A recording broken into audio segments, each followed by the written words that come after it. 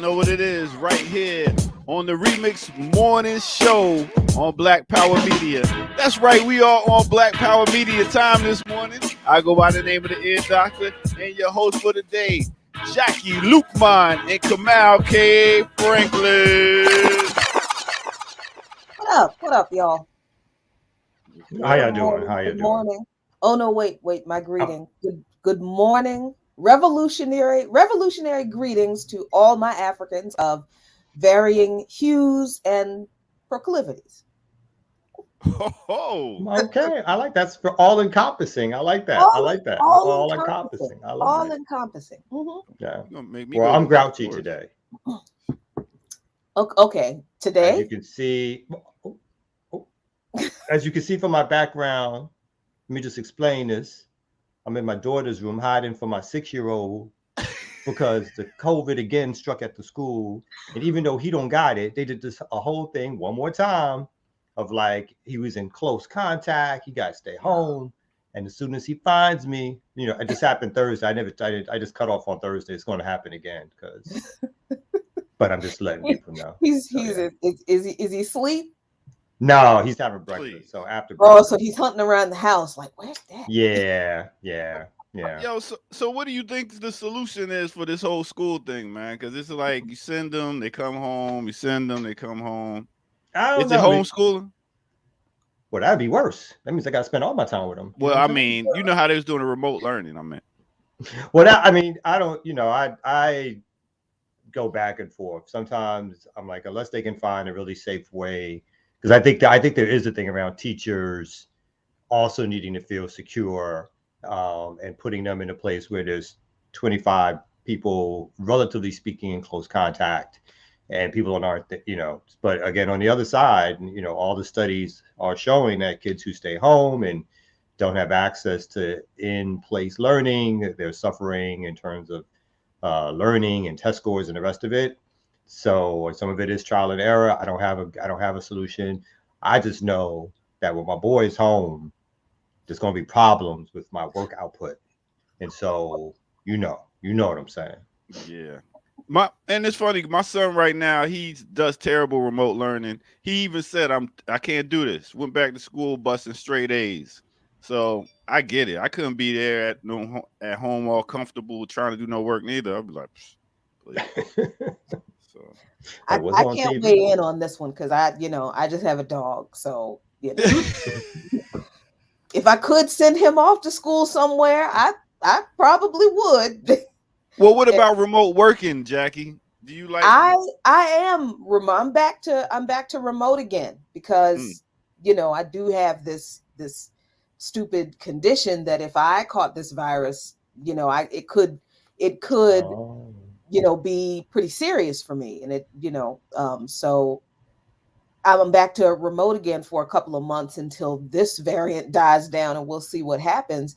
But I mean, I am actually probably busier at home than I am if I am going to the studio every day. I mean, that's aside from, going to the studio, hopping on with you guys in the morning. We don't have an early interview at like 9:30, and then doing the pre-records at that usually started around 10:30, and then having a 3-hour break in between where I'm doing some other work and lunch, and then doing the live hour at 3, from 3 to 4. Then I go home, and then I do, Black Alliance for Peace stuff, PACA stuff, right. church stuff, dog stuff, and, drink half a bottle of wine and hopefully pass out. No, I'm just kidding. I do not drink half a bottle. I'm just kidding. She's like a third. It's only a third. These days, only a third.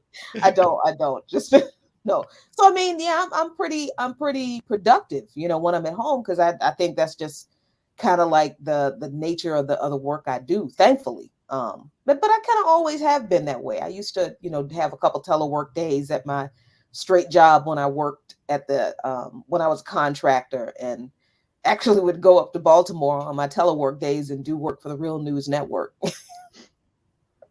And they didn't know. So those are always the best jobs. The best jobs are always when you can do another job while you're doing that bad job. you don't right, really be right. there. but they paying Right. your Like, salary. I used to get it. I mean, that's why I basically had to start something myself again. Besides my bad attitude, is because I would always get busted doing something else that I cared about. Because when I worked for these nonprofits who claimed that they were doing organizing for Black folks, they were doing so much for Black folks, and it's like y'all trying to get the bag, and y'all not. It's like all that other stuff is out the window, and it's just for sort of propaganda purposes. So I'm all on the side doing like whatever. Mm-hmm. Mm-hmm. yep. And Yeah. I mean, people it's sense like, that and they don't like it, and people like to be yeah. a boss. I don't like bosses. Be. I don't, yeah, I was, I was wondering when the by any means necessary thing came along, when Eugene per year called me for that. I was like, me and Abdus were like, look, I don't know how much longer I can do this contracting thing. This is, I can't stand these people. I don't I don't want to be in this office anymore. I don't want to do this work anymore. I don't think I can stay away from a defense contract for much longer, because the company I worked for was bought by General Dynamics. So yeah, Mm-hmm. I was like, I don't know what I'm gonna do, man. This is bad. And then Eugene called me, and so the universe works things out. But I was on that grind for a minute, and whew, I Lord, feel like Sean's about to retire, isn't he? And I feel like I'm the perfect replacement for him. Don't you think? why are you speaking that kind of? Why are you speaking that kind I'm like, it's the of? next level Of for me. I mean, I like, why Renegade, are you Remix, Black putting Power, that blah, blah, blah, blah, blah. into the I'm just universe? saying. I'm just saying. Wow. I'm just saying. What is Look at you hear this voice? You hear that come voice? That voice now? is made for radio. Look at that. Look at that. I dropped it down an octave for y'all. You hear I that? No? mm-mm. Maybe? No. No, I love I'm out. Sean, but I'm just saying. I'm out. no. You know, fall down the stairs, that kind of thing. Fall down the You're not stairs. gonna have to dip out He on had to that dip. What are you dipping for? He gonna come back in all of 30 seconds. The first part of the segment is all over. I don't know why he dipping at this stage. It made no sense to one. dip. Oh my God, no! This whole pandemic thing, though, it is kind of getting to me, as much as I actually like being at home, and it's different now, since I'm Yeah, here yeah. by myself. But I mean, I like being at home. I like, I'm pretty hermit like. I can stay in this house for a week and not come out. And actually, I did that last week. and and the trash people came, and they picked up the trash, and the garbage cans were like in the driveway, and because they just leave them all over the place. Hmm. So they were like in the driveway in front of the car, and one of my neighbors called me, and she was like, "Are you okay? Because your trash cans have been out on the sidewalk for a week, and I haven't seen you." I'm like, "Yeah, I'm fine. I'm all right. I'm just in here." And she's like, "Okay." So, I come out, move my trash cans, and, show signs of life in the neighborhood, because Mm, neighbors are like, "Is she all right in there?" Just so mm. I feel like you're living a good life. I'm I I'm I too have hermit mhm. tendencies, and I always dreamed one day of living alone, real like really. But those fantasies never came true for me. Never No, came you true. do. No, you do not. You They you never came don't true for have me. fantasies of living Oh yes, I do. Yes, alone. I told when my kids reach a certain age, I told to get my wife to just drop me in the old folks home. I'm good. If you want to come visit, just that's all cool. Cause she's a traveler. She likes to travel. She wants to be on the move. And you don't you I'm don't I mean I'm forced to. I will, and I'll have a good time. But my propensity is if you left me alone, like similar to your neighbor, they might be phone calls of like, is that boy alive? But then when I'm out, I'll be a social butterfly. But when I'm in, I could be in for like several days and just like, be like, nobody's bothering me. mm, This is good. I This don't is the know good what's I stuff. don't know what's up with that. I mean, if I have somewhere to go, I'm going. But otherwise, yeah. And then it's funny, because when I do travel, I spend a lot of time like in one place. It's like, "Oh, this is nice. I'm comfortable." And people are like, "Hey, you want to go to the?" No, not just no. I'm good by the pool, or I'm good at the beach. And But like, yeah, leave me this alone. whole, being sequestered and kind of not being able to be around other people like I want to be, when I want to be, that is kind of starting to wear on me. Because I do like to have, I am a little social. I do like to have folks over and cook a little dinner and stuff, and hang out and that kind of thing. Well, you So the last one. You the last one still abiding by it. Everybody else is over the pandemic. well, look, People are over. I know you have, but I'm just saying I people are mean, over the pandemic apparently.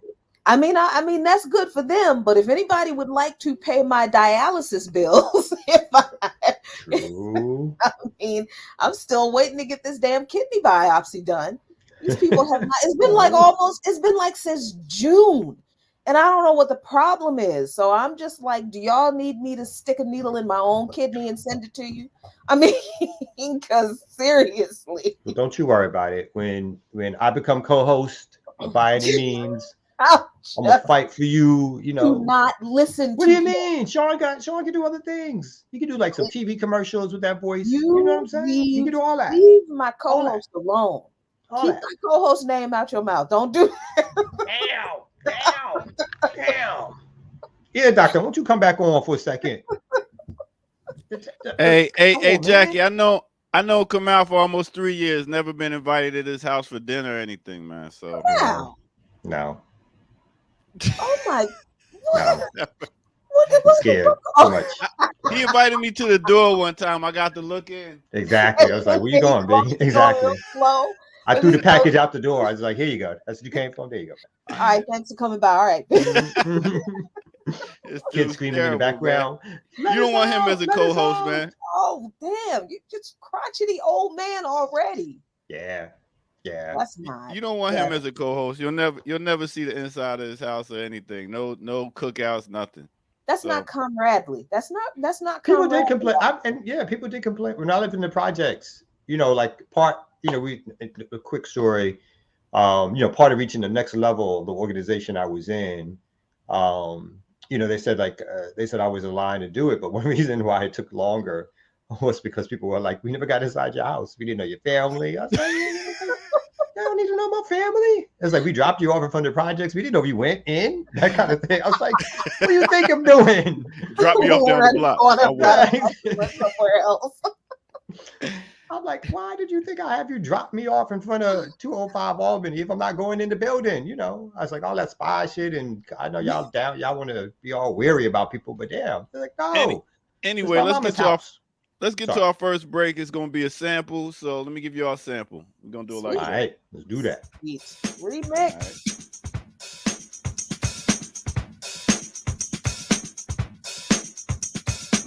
Yeah. What's good, everybody? Welcome out once again to the Remix Morning Show. I go by the name of the Ear Doctor, and y'all are tuned in to Black Power Media, and I appreciate that. And I will ask y'all at this time right now, hit that like button, that subscribe button, the bell for the notifications, so y'all know all the dope shows is coming up, and that's what it is. So at this time right now, we like to give you a sample, and when I talk about a sample, I could be talking about the sample of the vocals. I could be talking about a sample of the beat, a piece of the song that's chopped up. So with this sample right here, we're going to take y'all back to a time. It began in 1979. And our first song right here is by First Choice. That's right. First Choice, they had an album called Hold Your Horses. And this song right here called Love Thing. Now it was redone. It was brought into 1991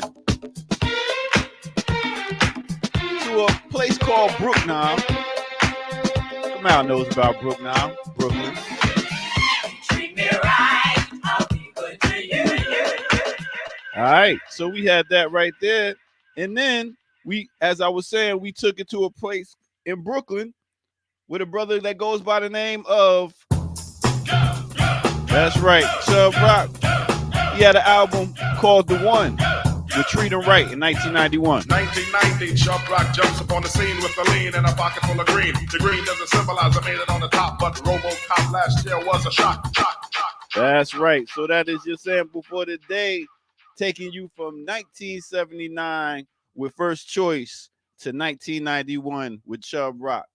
Treat 'em right to Love Thing. And that's your sample for the day right here on Black Power Media. Now let's take it back to the morning crew. You know how we do.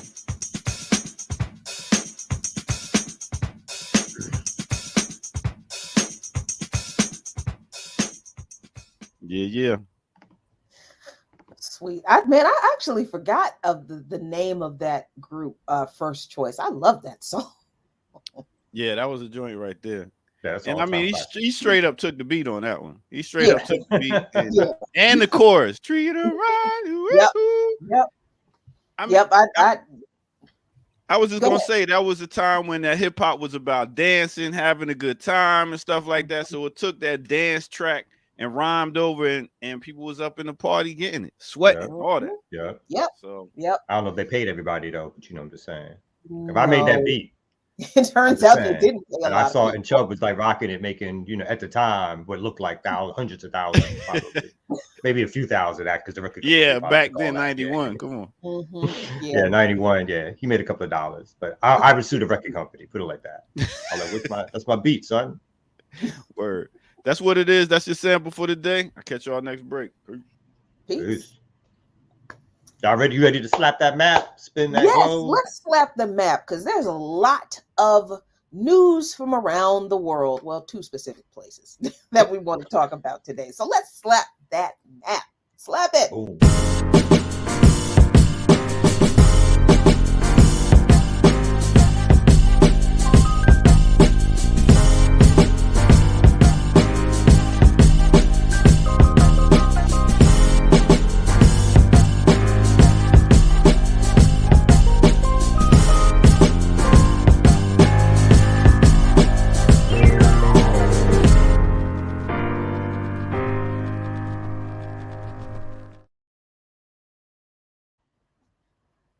Yeah, so Kamal, there's been obviously there's a huge deal going on right now with what the U.S. is going to do, well, what NATO is going to do in Ukraine, and it's being framed in the U.S. as and in the West, in the UK and with all the U.S. allies as what's Russia going to do? Russia is going to invade Ukraine. That's not really what's going on. But before I get to that, though, there is this story that this article that was published in one of my new favorite publications, Covert Action magazine.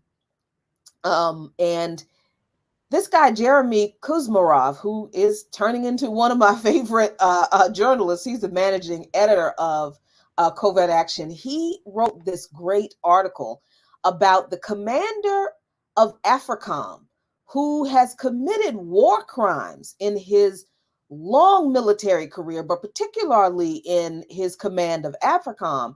And Joe Biden is acting like, nothing's happening. So as we go through, this article, and I like these articles in Covert Action because they are very detailed. So they're not short reads and they deep dive. They give you a lot of background, which is great. But I think it's really important for, to understand who this guy is. And this goes back to like the beginning of AFRICOM.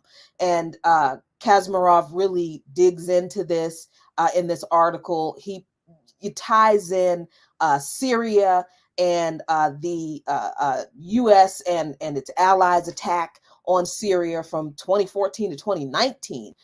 All of the missile attacks that killed all the thousands of civilians in Syria. The secret unit, which nobody was supposed to find out about, called Talon Anvil, that was responsible for these attacks that killed so many civilians, was led by this guy, Army General Stephen Townsend.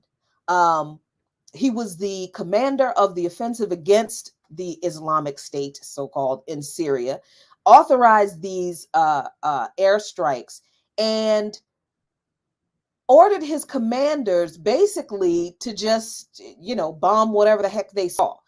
supposedly under stress to obtain results.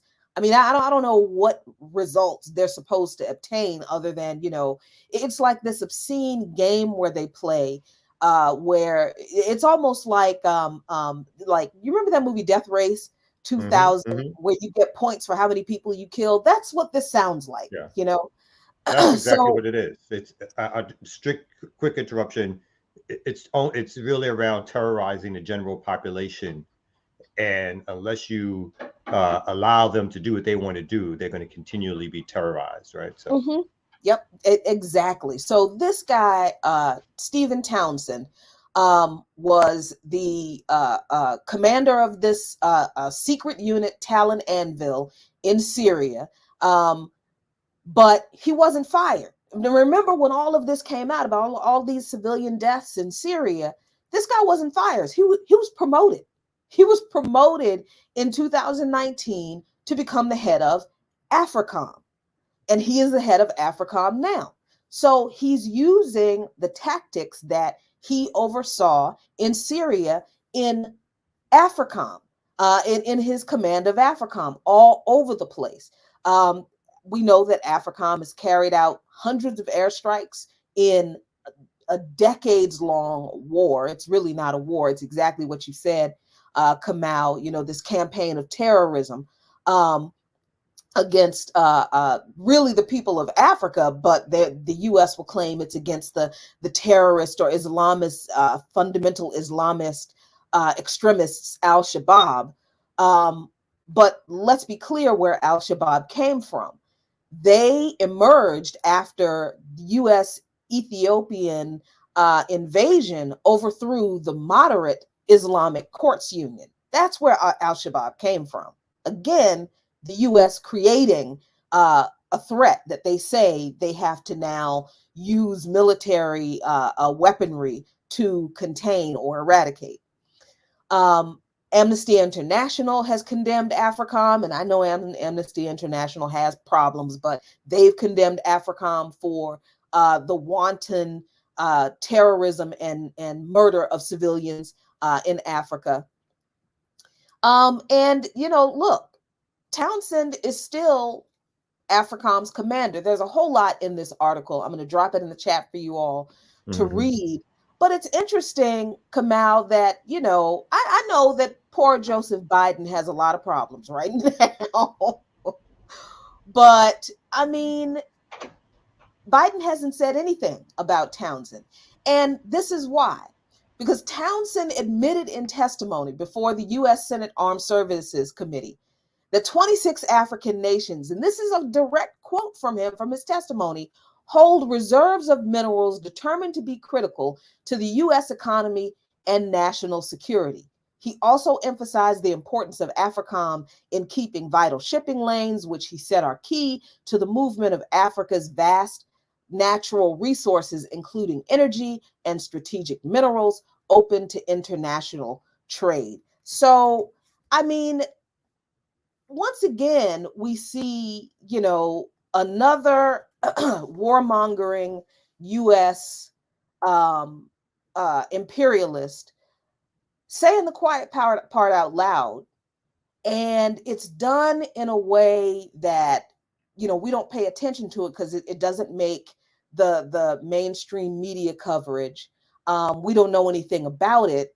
And the mission for AFRICOM was just stated by the man who is the commander of AFRICOM, who committed war crimes in Syria, who has never been held to account for those war crimes, and is now committing war crimes all throughout Africa, all for the sake of exactly what he said, not to fight terrorists, Kamal, but to steal Africa's resources. I mean, it really is as simple as that.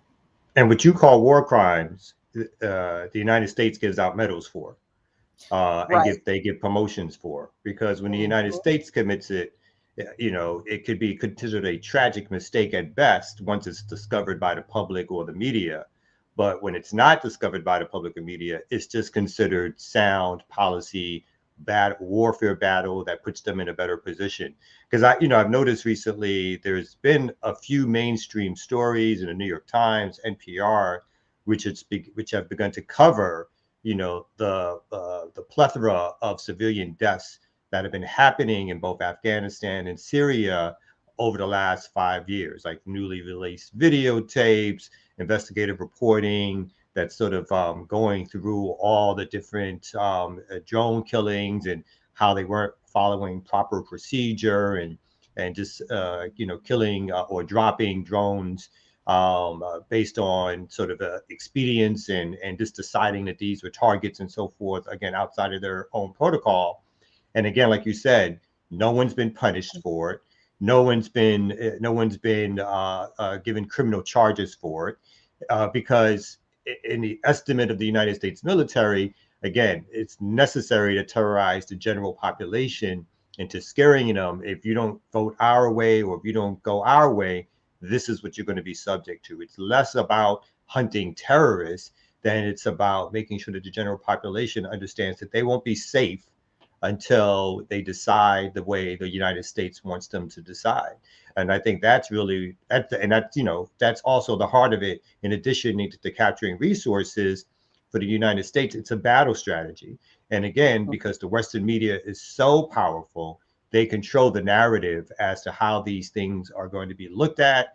So even when they're sort of, again, exposed, the coverage of them is done in such a sanitized way that they'll never do what this reporter did and make comparisons to Nuremberg or war crimes, or if there's a world criminal court, of course, which the United States is not a signatory to. Why aren't these people being brought up in those courts when they've literally killed, on these different drops, dozens, if not hundreds sometimes, of non-combatants? We're talking about kids, we're talking about mothers, we're talking about fathers, folks who are at weddings, folks who are going to schools. But yet, and it's happening over and over and over again. There was a recent story about a dam in Syria being bombed, which they knew could cause mass casualties if it was bombed. It wasn't on their target list, but they bombed it anyway. So all these things, and again, this is just another round of a historical precedent. We can go back to Vietnam, you can go back to Korea, you can go back to even World War II. And you can go back to their own civil war about how they treat their own. In fact, you can go back to slavery and enslavement and capturing of Africans, right? So mass terror is nothing new to Western states. And the deployment of it, again, fits into a well-worn strategy of terrorizing a population for them to get what they want. Exactly. I mean, and then there's, the idea that we were supposed to, well, not we, because I didn't vote for either one of those people, but people were supposed to vote for Joe Biden for, this concept of harm reduction. Well, I mean, where is the harm reduction on the continent of Africa? Where is Biden's policy in reducing harm to the people in Syria? That's not happening. And not only is it not happening there, but, like I said, there's this whole Ukraine situation that I know people, some of us are like, why does this matter to us? Why do we care? Why this is, a big deal? Because this is what our elected officials are doing now. So now senators are introducing a bill that they claim is going to protect Ukrainian civilians, right? So this bipartisan group of senators, nobody's arguing about this bill. Joe Manchin, Kristen Sinema, they're not like, oh no, we can't support this. They're introducing a bill, and I think this was last week, that they say is aimed at protecting Ukrainian civilians from a potential Russian invasion by making it easier to send Ukraine defensive weapons. Like it's hard to do that now. I mean, they just did it, right? Like Congress literally just sent Ukraine a bunch of weapons. So the legislation would, I don't even know what this means, streamline authority to the president that the president already has. He already has the authority to send Ukraine weapons, but they're just going to make it easier and faster for him to do it. To lend and lease military equipment to, to Ukraine. This is the part of this that is really kind of frightening to me, because this legislation would mandate that a cyber attack on major critical infrastructure originating from Russia would be deemed as an armed attack. Do you understand how dangerous this is? With the Democrats claiming that Russia hacked the whole election when they did not, now they can claim that any cyber attack that they say emanated from Russia against any US, anything they deem as critical infrastructure in the US, it could be a cyber attack against Microsoft, it could be a cyber attack against Facebook, anything that the US deems critical infrastructure. The US can claim through this legislation that has not passed yet, but I'm sure it will. The US can claim that the cyber attack originated in Russia, and they can designate it as an armed attack, and that could be a prelude for a hot war with Russia. That's how dangerous this is.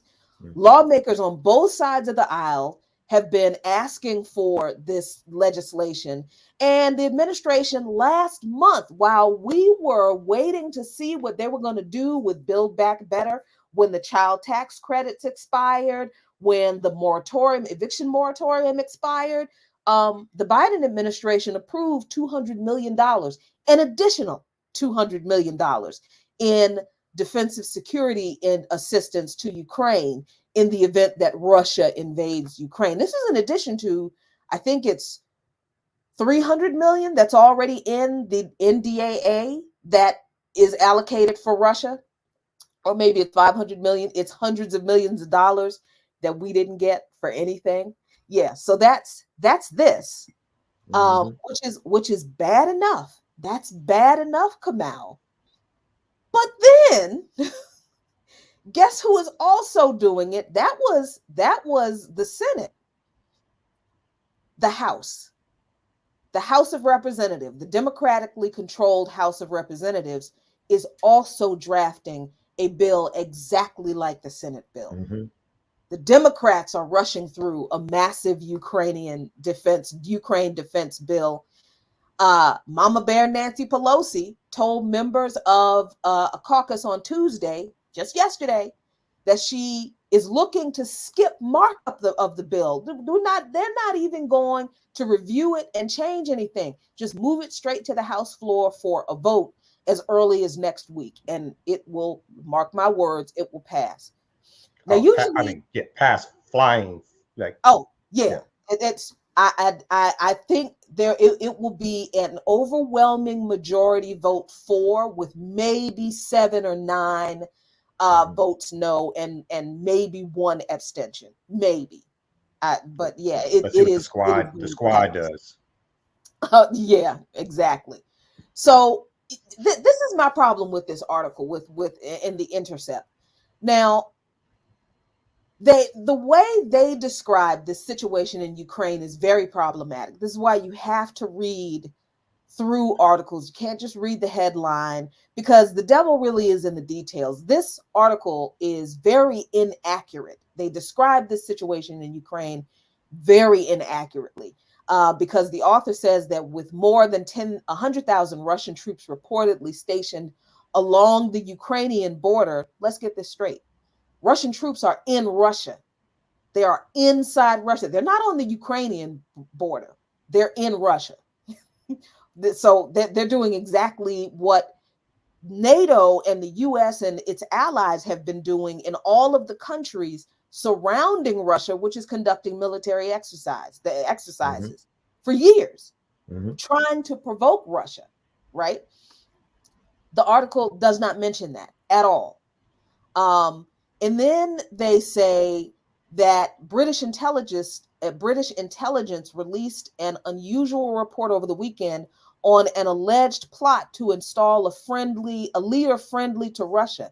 This is about, according to the UK, which they lie just as much as the US, Russia has allegedly hatched a coup in Ukraine to topple the current leader and install a leader that is friendly to the Ukraine. But what this article doesn't mention is that the current government in the Ukraine was the result of a coup that was fomented by the U.S. back in 2014 under y'all's president Barack Obama.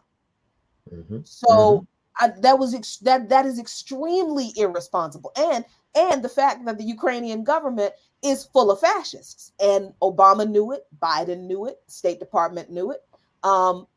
This article doesn't mention any of that. That's extremely irresponsible. But I just wanted to point that out. Gregory Meeks, Democrat from New York, another black face in high places, introduced this legislation. 13 co-sponsors. This legislation would send $500 million from the Foreign Military Financing Program to Ukraine for this year. That amount would make Ukraine the third largest recipient of funding from the State Department's Foreign Military Financing Program. Bet that's the first time you've ever heard of that. It was the first time I've ever heard of it. Behind Israel and Egypt. So we just talked about the Senate bill that they are drafting that will also pass. So this is what the Democrats are doing in taking money while we spent what how long was it? 2 months, 3 months since November of last year, wondering what are the Democrats going to be able to pass the Build Back Better plan? Oh, what's going to happen with the child tax credits? What's going to happen with student loan debt? What's going to happen with the eviction moratoriums? I mean, are the Democrats going to have our back?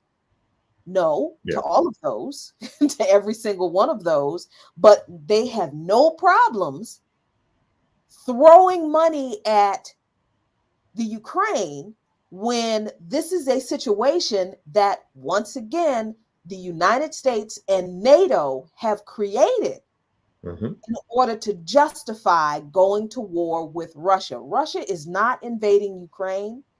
Folks, hear me clearly. Russia's not invading Ukraine. All of those headlines, all of that narrative is an absolute lie, completely fabricated by the State Department and the U.S. government and the Department of Defense and NATO, because they are the ones provoking war with Russia. Russia has taken a defensive posture, which is absolutely their right as a sovereign nation. And I think they've been actually quite restrained. And no, actually, they definitely have been. Yeah.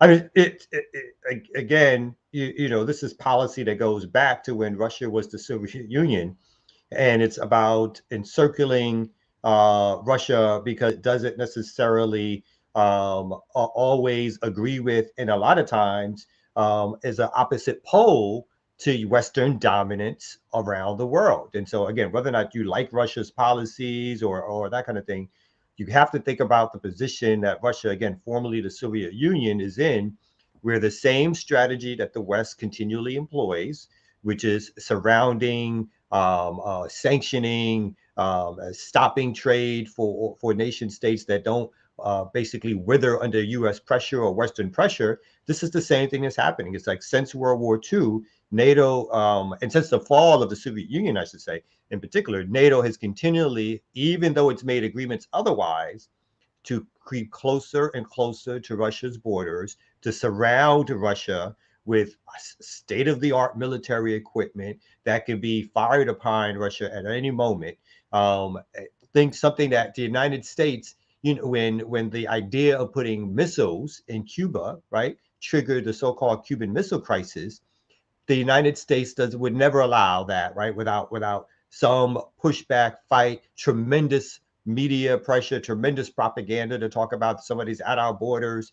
The whole idea that the United States and the Western world get to do that same thing to Russia, Russia is saying no, right? And I think this is another important lesson for countries around the world. So even though Russia is being quote unquote threatened, more military spending is going to be introduced to the Ukraine.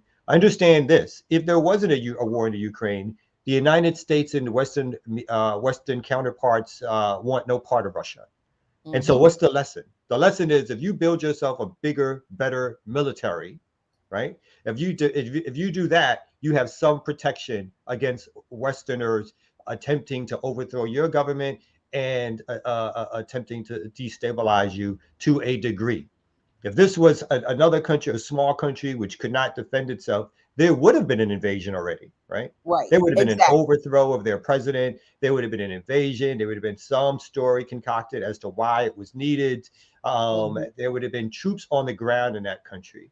Places like Russia, again, whether people like it or not, places like Iran to a certain degree, not the same as Russia. Obviously, places like China, and to a smaller degree, places like North Korea. They've demonstrated the fact that they may sanction you, but they won't invade your homeland. They'll do other things to try to destabilize you. They'll do other things Mm-hmm. to create a narrative that you're evil, but they won't invade your homeland if you're able to protect yourself. And that's, again, one of the other big scares, right? Is to Right. stop nations. We talked earlier in some other shows around Ethiopia. One of the, again, whatever you think about the internal politics of Ethiopia, one of the things that's important is that the United States is trying to help in supporting of the breaking up of the country, Mm-hmm. or the making the country not as powerful to rival countries like Egypt, which again is in the United States back pocket, which is not to say that Ethiopia at one point wasn't also in the United States back pocket. Right. But when leadership changed and then they began to say, hey, let's have a little separation. I'm gonna trade a little bit more with China. I'm gonna do a little bit more with this one. The United States was like, right? And we're going to choose this other side over you now. And that's part of the policy that's endemic in terms of how Westerners think. It's like they need to capture and control all the resources. Anything outside of their orbit, they immediately see as a threat to their system of capitalist development. And so they will go after you. But again, some of these nation states are showing that that may be the case, but they will stop short of invading your homeland when they know that you have the military weaponry to actually challenge them. And you may not win, but you definitely, like, it's one of those things about a fight. If you may lose a fight, but if that other guy loses a leg or arm, or Right. Right. what I'm saying, they know not to mess with you again. And I think that's somewhat what we're experiencing.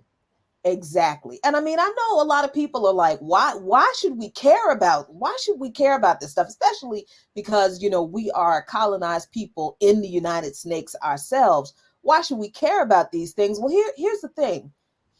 One of the reasons I think this is really important for us to understand is that, first of all, the reason Russia exists as it does is because of, as you were talking about, Kamal, the illegal actions against the USSR that were committed by the so-called allied nations, not even after World War II. I mean, Winston Churchill wanted to nuke the USSR before World War II was even over. And it was the Red Army that won World War II. It was the Soviet Red Army that defeated Nazi Germany, not the United States, not Britain. It was the Red Army. But Winston Churchill, with his drunk, racist behind, sitting up there drawing up plans to literally nuke Russia before the war was over. Why? Because he didn't want to share power he wanted to dominate what was left of Europe. That's what that was. So, and the US they were pretty much going to go along with it until somebody in the State Department was like, whoa, no, we're not doing that. And then the other, that's one of the historical reasons, I think. But then the current reason is Gregory Meeks. If we just want to look at this one politician, this one Black politician, this Democrat from New York, who introduced this legislation. This man didn't introduce legislation to, another legal way to end eviction moratoriums that mostly impact folks who look like us. He didn't introduce legislation to cancel student loan debt. None of the issues. He didn't introduce legislation to raise the federal minimum wage to 23, not even $15 an hour. He introduces legislation to give weapons to the Ukraine. And whether the United States, it doesn't matter to me how the United States funds itself. I don't care if the United States prints money on a computer. I don't care if money falls from trees. I don't care if, a genie creates it, or, it is true that our tax dollars do go somewhere. We do pay taxes to the federal government that are used for something. And as long as that is true, the fact that we pay taxes to this federal government, and none of these politicians who are all excited and collaborating and bipartisanly supporting sending weaponry and money to the Ukraine, none of those folks were this enthusiastic about giving us shit. And that's the reason why. Those are two reasons why we should care. My third reason why we should care is, and you might have been getting to this too, is again creating the fact that there's another pole out there that's outside the Western orbit gives us more opportunity, more strength, more possibilities in terms of fighting global capitalism, fighting global white supremacy, fighting U.S. inspired imperialism, because those are other places, again, no matter what we think about their policies, that can support and or supply alternative means of development, alternative means of getting weapons, alternative access to some technology. Those places, when they exist, they give countries, nation states choices. And when we look back at the revolutionary period of the 50s and 60s in Latin America and Africa and some parts of Asia, it was the fact that there was a Soviet Union, a pole that could say, to break out of the U.S. orbit of imperialism, we're going to give you these weapons, right? We're going to give you this food stock. We're going to do these different things around technology. It didn't matter if it was equal to what the West had, but in order to fight the insurgency wars and or the guerrilla wars that these folks needed to get the U.S. and other Western nations to draw down their troops, to bloody them on the battlefield, it was important to have access to other places who would do that, who were willing to stand up and challenge. And again, maybe for their own reasons, maybe some were linked and like-minded in terms of a left worldview of how things should operate. But the important thing was that without these alternative states, we're looking at a hegemonic world where, again, the U.S. and its Western allies continue to dominate policy practices, who owns resources. I was reading some article a few days ago, I'm forgetting which country, but it might have been one of the countries that just recently had the one of the coups in Africa, where I think France has like the third or fourth largest gold reserves in the world, but the country which is the gold producer basically has zero gold reserves, right? And so those are the kind of policies that will continue to happen under Western imperialism, because they care about themselves. They care about grabbing those resources and so forth. And so unless we understand that having these other nation states at this particular time in history, which work outside the orbit of Western capitalism and Western dominance and imperialism, that these other nation states, our nation states in Africa or places that are dominated, won't have the opportunity to fight Western imperialism until they can figure out other ways to get resources to try to develop their own internal resources. So there's a balance to be struck, but without that access, it makes it that much harder for these nations to try to fight back against Western dominance and imperialism, and or insurgency movements, I should say, radicals and revolutionaries on the ground in these places. It doesn't happen as much now as it did 30, 40, 50 years ago. But insurgency movements, they depended on having places where they can get weapons, resources, food stock, technology that would not have existed in terms of how history transpired if those things were not available. Exactly. I mean, and listen, let's be clear. I mean, I'm an anti-imperialist. I understand that, a lot of people aren't. Maybe they don't understand what that means. Maybe they don't understand that, that imperialism is the highest stage of capitalism, and that's what's killing us all. So our goal, my goal, is at the goal of the Black Alliance for Peace, is not just to advocate for Black people, but it's to advocate for the end to capitalism and imperialism for the entire world, so that we all can live free. That's the goal. So I mean, and honestly, if the United States goes to war with anybody, who you think gonna be fighting those wars? I mean, do you think the children of these politicians who are making these decisions, do you think the children of the NATO commanders, you think their kids are going to be fighting these wars? No. Our kids will be fighting these wars.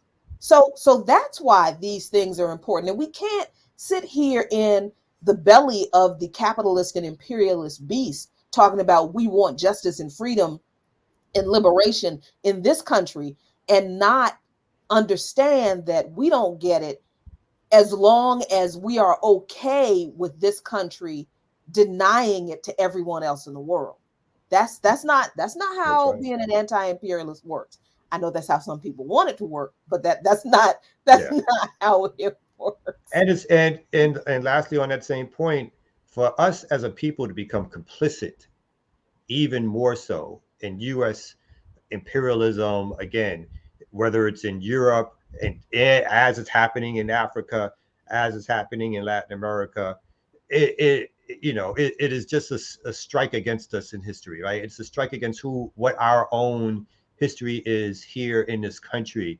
For those who call themselves, who get elected in the mainstream process, who try to call themselves our leaders, for them to take the lead in a lot of cases to show how American they are, to show how down they are. And in Mhm. exchange for that, they only want to be treated fairly here at home. So this nonsense, like you said, and it just clearly,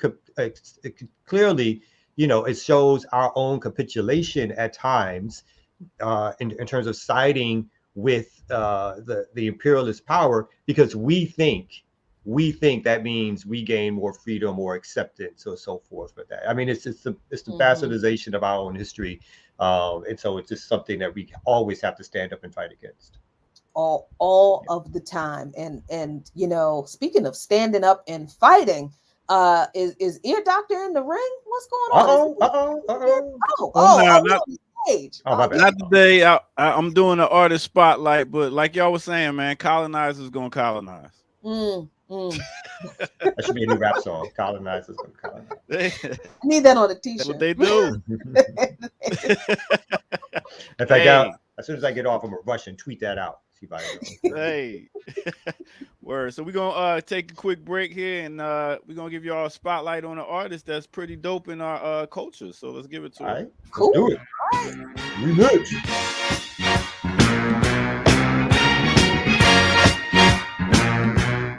All right, what's good, everybody? Welcome out once again to the Remix Morning Show. As we get into artist spotlight, as I love to put some light on the artists that did some work and did their thing in the music industry and for the people. So, who will I be talking about today? No other than Lou Rawls. That's right. Lou Rawls, or as some would say, Lewis Allen Rawls, who was born December 1933, made his transition January 2006. He's a record producer, singer, composer, actor. He's done over 60 albums. Dude's sold more than 40 million records, and he got mad song singles that just hit the charts like bam bam, like you'll never find another, wait a minute, you'll never find another love like mine, as your boy Fred Sanford always sing. He's also been on film, television, and a voice actor, and he's got 3 Grammy awards for best male R&B performance. Now he started off in Chicago, raised by his grandma in the Ida B. Well projects on the South Side. He started singing in gospel groups. He even hooked up with Sam Cooke and Curtis Mayfield. He was on tour doing a gospel group with Sam Cooke. After that, he went to the military. Got out the military, hooked up with Dick Clark, and did a show. And from there, he did an album and started blowing up, doing his thing. I mean, he did R&B. He also did a jazz album, but he really didn't blow up until he did his soul album that put him out there, that had all those dope hits and singles. He's also done charity work. You can't forget all the stuff he's done for United Negro College Fund. He's been doing stuff for that, donating money towards the college fund, also doing events for Stevie Wonder. He's also been on television. We talk about Sesame Street. We talk about the Muppet Show. We talking about even doing westerns. I mean, he's done it all. Lou Rawls has done stuff on the movies, in the music, and stuff for the community. So I got to give it up to my man Lou Rawls. He's been doing this thing. Like I said, dude got mad albums. Dude got mad singles. And he got that work on television. And he got that work in film and doing voiceovers. So big up to Lou Rawls. That is our artist spotlight for today. And you'll never find another love like Lou Rawls. That's what it is. So let's take it back to the morning show.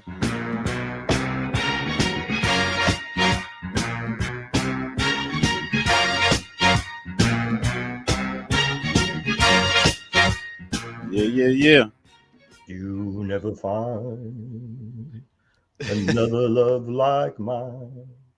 So And then he went out and married a 12-year-old. I just wanted to be clear that you know. What? I'm just saying, like there was some controversy. Yeah, I mean, I honestly, I hope I don't ever find a love like Lou Rawls, because I think he had a problem with his damn hands. With his he was a little bit. Word. I know he called lung cancer and no. Don't try to bring that up. Look, man. But he was a legend. He was a legend. He was a musical legend. Yeah. But he married a 12-year-old. No, most of us, we don't want to find a love like Lou Rawls. He was doing stuff for the black colleges back then when nobody was thinking about him. That's true. That is true. Probably dating the co-eds that he met through that. Lord. That was humor. I have no idea about that one. That one was just humor. My bad. Lord. I like his music though, and that's right. He was with Sam. You know what I'm saying? Yep. Yeah. That's. I mean, we got to give a whole picture. We have to, because. Hey, that's why I wait for y'all to come on screen, because I always know that Kamal's gonna find out who he married to, who he's been dating, and one of y'all gonna find out some other dirt. So Oh yeah, I mean, it was a shock when it was revealed that he was sometimes abusive, but it was like, well, okay, well. So yeah, we celebrate Lou Rawls for his contribution to music. He was a legend, is a legend. Absolutely did great stuff for United Negro College Fund, but I don't want to find another love like Lou Rawls. And in the words of Fred G. Sanford, if I didn't care. And I'm out of here on that, y'all. I'll catch y'all next break. He brings something up on Red Fox now. Oh man. I mean, it's wild how, so often I was looking at what was I looking at? I was looking at the documentary for it wasn't Miles Davis, Betty, one of Miles Davis's wives. Oh, I think I might have seen that one. Was she also a singer at some point? Yeah. Like was involved in like some early versions of like, I don't know, funk or something. Yeah. But she never broke big, right? She never broke big because she was just too eclectic. Liberated. It was, they couldn't take, a black woman in particular being as sexual as she was and sensual as she was. But she was talking about how when she married Miles Davis, and he was brilliant, he was just ahead of his time, but he was abusive, and it's like we knew this, we heard this when he was married to Cicely Tyson, and it was like I think there was just like this period of time where and I think it's true of all people, because look at all of the rock legends who like you said have married to 15-year-old girls. Jerry Lee Lewis married his damn cousin, his 15-year-old cousin. Thank you, Betty Davis. That's her name, not the actress Betty Davis, but the Black woman Betty Davis, who's a funk singer. I mean, I think this whole country, this whole culture went through this period where we're like, yeah, well, people have problems, but we can't let that take away from their genius. And it's like, okay, physically abusing someone, that's Betty. Physically abusing someone, that's not like a problem that people have. That's a serious issue that I mean, I wish we had taken these things more seriously, but I understand that this is a very patriarchal society where, what happens to women, who cares? Yeah. Men doing shitty stuff to women, who cares? Yeah. And then we're as long as they keep it out the headlines. And that was the way, right? I mean, yep. You look at for some reason came to mind of like Kennedy, again, who are not necessarily accused of abusing women physically, but who had many sort of affairs, and something that at the time that it was an agreement, let's say, between the media to keep men, particularly male leaders, their private lives out of public headlines. That was, don't report on it, don't talk about it, and as long as they do ABC, right? And so, again, it is always some balance to be struck. I would say around like what gets to be something that becomes someone's downfall, and what gets to be something that people try to act like it shouldn't be anybody's business. Like there's always some weird balance of it. I mean, a lot of these artists have different problems, issues, whatever. But again, if people are just allowing them to get away with this stuff, and friendship circles and family circles, and are just worried about protecting someone's image or the resources they get from protecting someone's image, if all of that stuff continues to happen, and you never have problems that are solved, and people start to believe, as human beings like to do, that whatever they do is they rationalize it, they have a good reason for doing it because they're doing it, and anybody who thinks otherwise is either hating, they don't understand, they mad because they don't have the money, or they can't do it, that kind of thing. It's never sort of like people's never first thought is, maybe I should take a look at the fact that I just threw somebody through a window or some shit. Right, You know what I mean? Like, right. it's like, well, they got in my face. It's like, okay. Right. Well. And then the wild thing that people do is like they say stuff like, well, everybody has problems. How would you like it if people knew, all your business? See, here's the thing. Yeah, I've done some things in my past that I hope to God people never find out, but it's not because I've like intentionally abused people. I mean, okay, I was kind of a thief in my early years. And I was a little on the loose side. So when I see people, I'm just being transparent, because look, people act like physical abuse and sexual assault and rape, like those are just typical things that everybody does. Man, I mean, okay, I have gone out and gotten drunk and woken up in places where I'm like, who? Oh, yes, but I have never like pushed somebody down the stairs. Well, just to help you out there too, I've also I've had some time periods I was a little loose.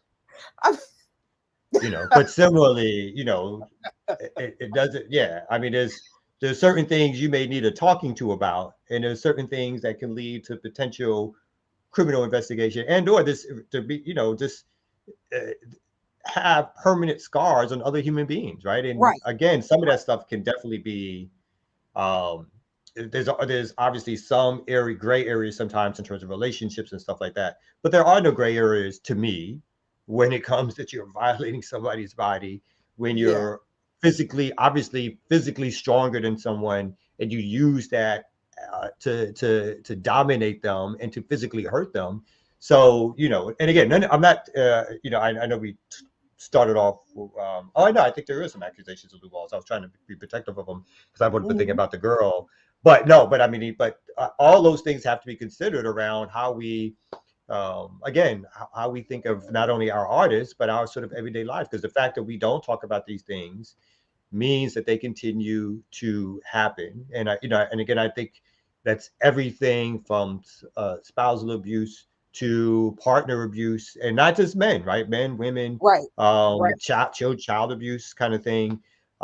Sometimes we let our folks get away with things because they're so great in other areas of their lives. And again, sometimes there's got to be a balance between how do you help people when there's still time to help them, as opposed to just tearing them down or throwing them out. Then it may be a Yeah. time to do that too. But what have we done before we reach that point to be like, can this human being be supported or helped in some way? Hmm. And it's wild. I'm sitting here like thinking about like growing up in the South and in a very religious community. There was always this stuff about, oh, keep family business in the family. What happens in this house stays in this house, and all this kind of stuff. But here's the thing: people in that house go to other people's houses.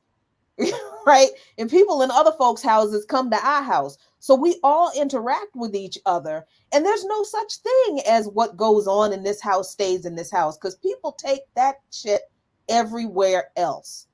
Mm-hmm. And Mm-hmm. so we have this culture about, oh, take care of your own house. I see your comment, Anthony D. I am talking to you. Oh, you take care of your own house. So you got people in your house who, you know, daddy is abusing mama, physically abusing mama. Mama is beating the hell out of the kids. Daddy goes to work and he has shitty relationships with women on his job. So he thinks it's okay to sexually abuse women, either verbally or physically, on his job. Mama goes to work or out, and she is mean and hateful toward other people. She's cutting other women down because she's miserable, she's hurt. The kids go out to school and they're hurt, they're miserable, so they take it out on other kids. There's no such thing as keeping stuff in your house. There's Mm-hmm. no such thing. And I Yeah. think, I think we've learned. I would hope that in 2022 we figured that out. That there's no Yeah. such thing. Like I remember this story. It's not a story, it's actually history. Abdus grew up in Camden. He was born in Camden, but he lived a block from Osage Avenue. No, it was a couple of blocks from Osage Avenue when the move bombing happened. Mm. And he said he remembered seeing the bombing happen and seeing the block on fire, like burning down, and he saw the fire go from house to house to house. And when you think about like this whole take care of your own house, we can't be concerned about other people's houses stuff. The houses are on that whole block, right? So if the move house is bombed, I'm only concerned about my house. So I'm outside with a water hose spraying my house, right? The fire is engulfing every other house on the block. But my house is fine. I saved my house. But now all of the people I live around, all of the people who I interact with, my neighbors, my friends, their kids, everybody else is homeless. They have nothing. Everything is burned to the ground. But my house is all right. That's what that Mm-hmm. whole take care of your whole own house Yeah. ideology looks and feels like to me. It's like I am okay if all my stuff gets saved, Mm-hmm. but I don't give a damn if everybody else shit gets burned to the Yeah. ground. Even if I got to live around these people who are all traumatized now. Now they all need somewhere to live, and I'm the only one with a Mm-hmm. house on the block. Whose It's the door you? atomized relationships that capitalism produces. It's all I about me in the mean, end, right? And and when someone says it's all about take care of your own house, my answer about that is like my answer about a lot of things. It depends, right? So if y'all up in y'all house doing whatever y'all need to be doing and it's some freaky stuff, I don't need to know. I don't care. It's a two I, consenting people, then that's none of my right, business. right. But if someone's running out the house screaming like so and so just did ABC, and yeah, now all of a sudden it's not about what's in your house, right? It's not about or Mhm. they didn't they screamed at the top of their lungs, and I can hear it because I live next door to you. Then you've definitely put me already involved in a situation, or that situation is now going beyond or someone tells somebody something and then they want somebody to help or support them in that in respect to helping them out. So it's a a quaint saying, but it Mhm. doesn't necessarily mean that that's how the real world should work or does work, right? It's just not Right. about that. So since we on controversial topics, I got a news story that Yes. I usually get in trouble when it comes to the gun stuff. Because I'm again, people think certain things because you're from New York, and it's like everybody in New York ain't got a gun, B. Like, people think it's like, no, it's not like it's all flooded with guns. Usually you got a gun because you might be up to something in New York. Unlike the folks down here in the South, where, Yeah. it's almost like, pulling out a comb or something like that. I've Right. literally been with spaces in particular. Like I remember the sister, she had a little purse and she was looking for something and she took Yep. certain things Took out her gun or out. lipstick and she took a Yep. 22 out, put it there. And I was like, whoa, That's whoa, right. whoa, I don't whoa. know where that debit card is. Put that Yeah. And I was pearl like, handle I'm all 22 like, on the counter. Ain't nobody batting an eye. Yep. except for me. So basically, I won't just put it up for a couple of seconds for the headline.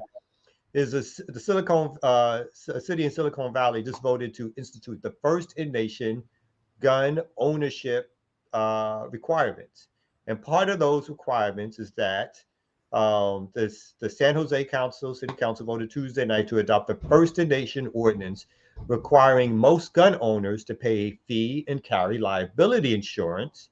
Measures aim at reducing the risk of gun harm by incentivizing safer behavior and easing taxpayers on the financial burden of gun violence.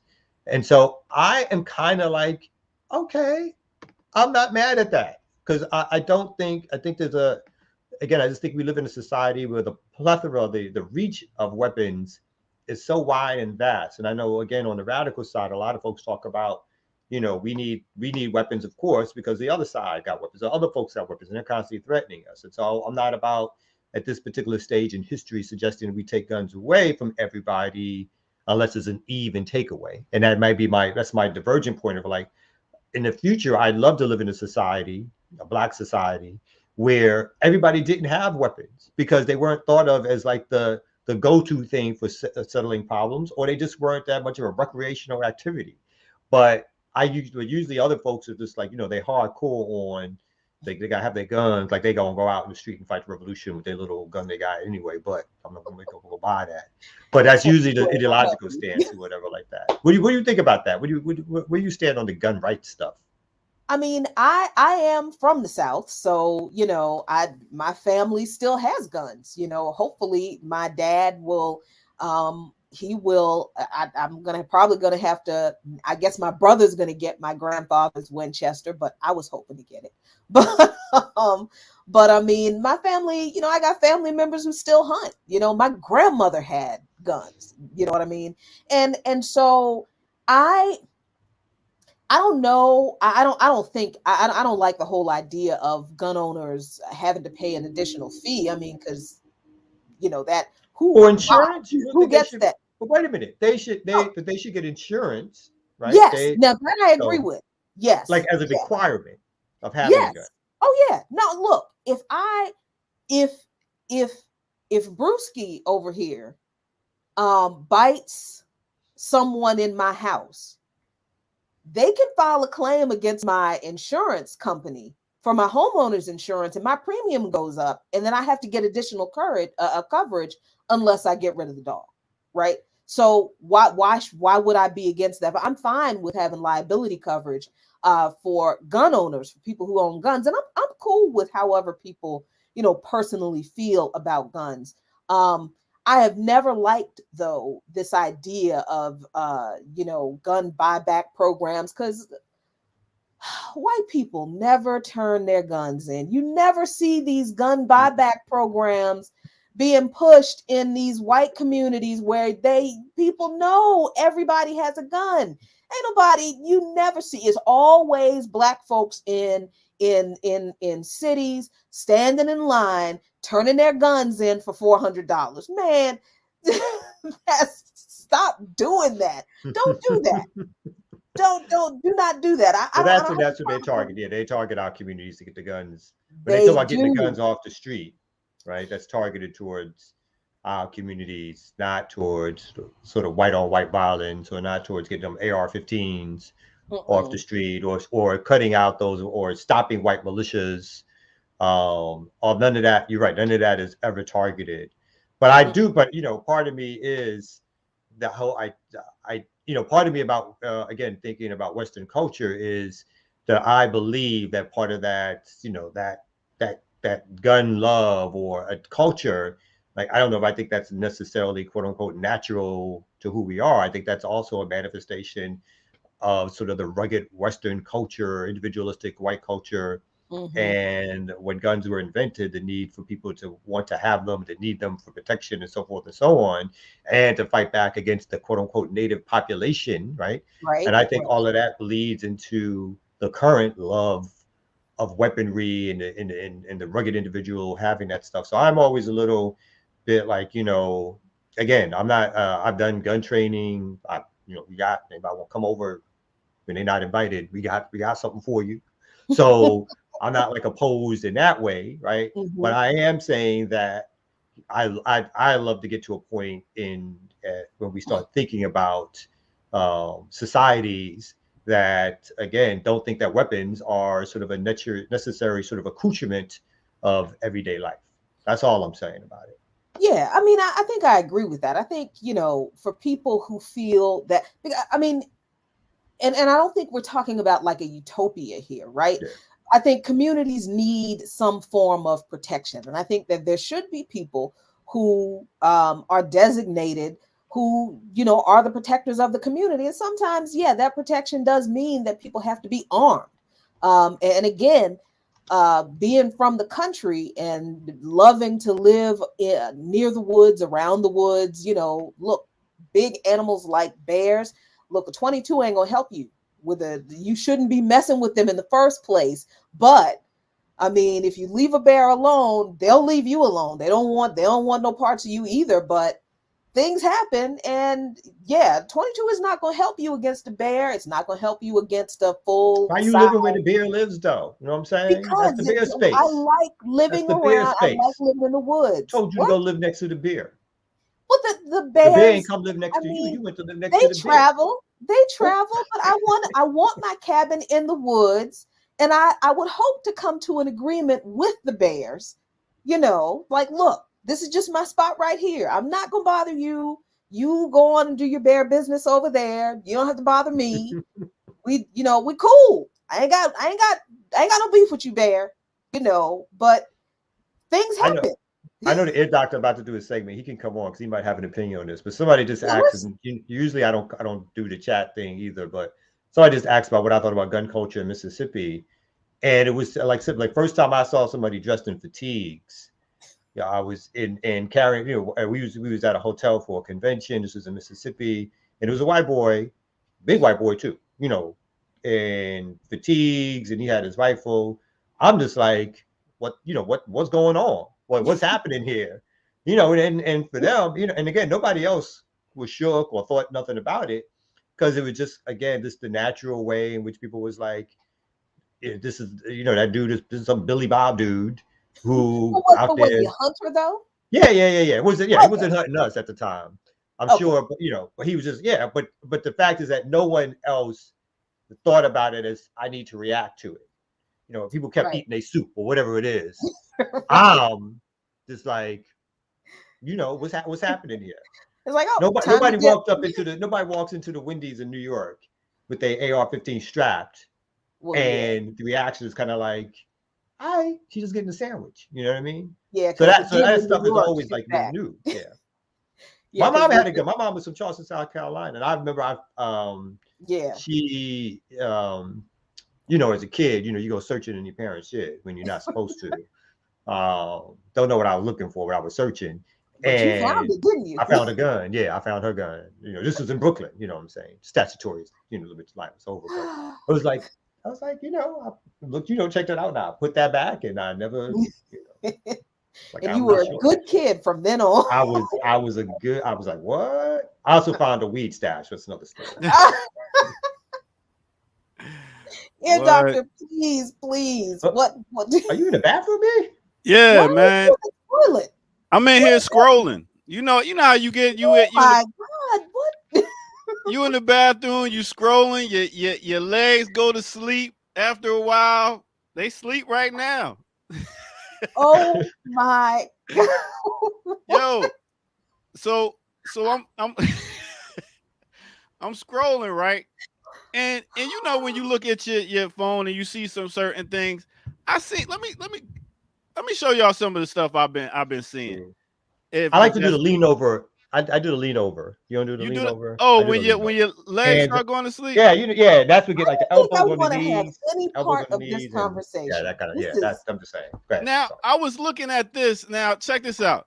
Now you see right here, Vogue magazine did a cover with some beautiful chocolate black sisters, but they all put them with the European wigs on.